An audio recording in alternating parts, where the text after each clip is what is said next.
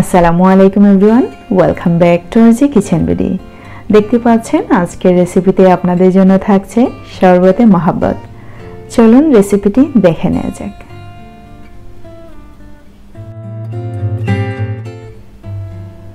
এইখানে আমি কেটে নিচ্ছি আস্ত একটি তরমুজ, দেখতে পাচ্ছেন।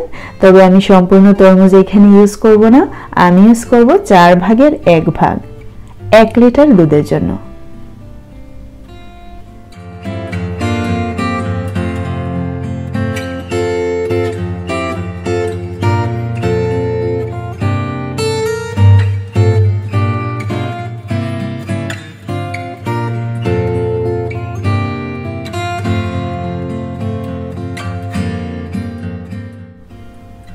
কেটে নিলাম, দেখতেই পাচ্ছেন।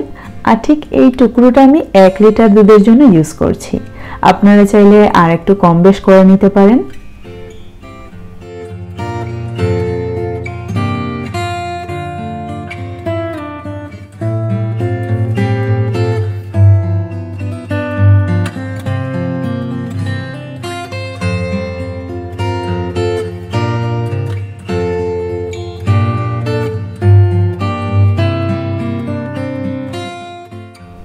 ঠিক আমি যেইভাবে কাটতেছি ঠিক ওই রকম যদি কাটেন তাহলে কিন্তু অনেক ভালো স্লাইস হবে, অনেক ছোট ছোট হবে।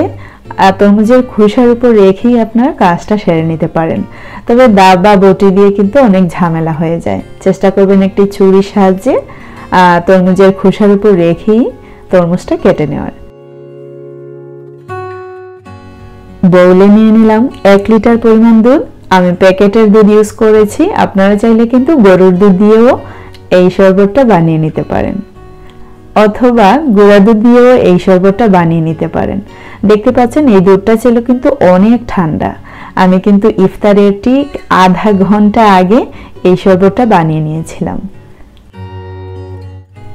তরমুজ যখন আমরা খোসার উপর রেখে কাটবো তখন কিন্তু বীজ ফেলে দেওয়ার মতো অবস্থা থাকে না।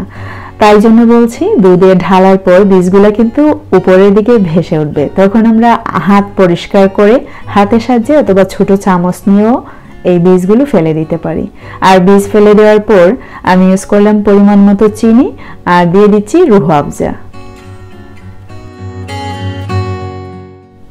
দুধ যেহেতু অনেকটাই ঠান্ডা ছিল, সেই ক্ষেত্রে কিন্তু আমাদের চিনি খুব তাড়াতাড়ি গলবে না। তাই জন্য আমি একটি চামচের সাহায্যে খুব ভালো করে নেড়ে চিনিটা মিশিয়ে নিচ্ছি।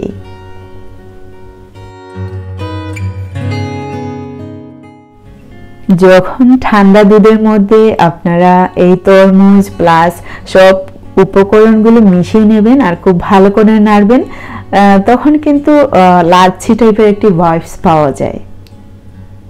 আসলে এই শরবতটা ড্রিঙ্কস অফ লাভ। আমি সাজেস্ট করব এই রেসিপিটি, এই শরবতটি গরুর দুধ দিয়ে না বানানোর জন্য।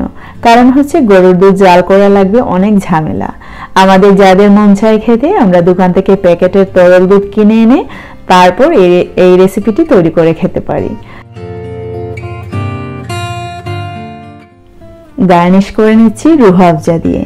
আর এই রেসিপিটি অবশ্যই গুঁড়া দুধ দিয়েও হবে, তবে আমি সাজেস্ট করব গুঁড়া দুধ দিয়ে পুরো তরমুজের যে স্লাইসগুলো আছে সব কিছু একসাথে একেবারে মিহি পেস্ট ব্লেন্ড করে তারপরে খেতে কিন্তু দারুণ মজা।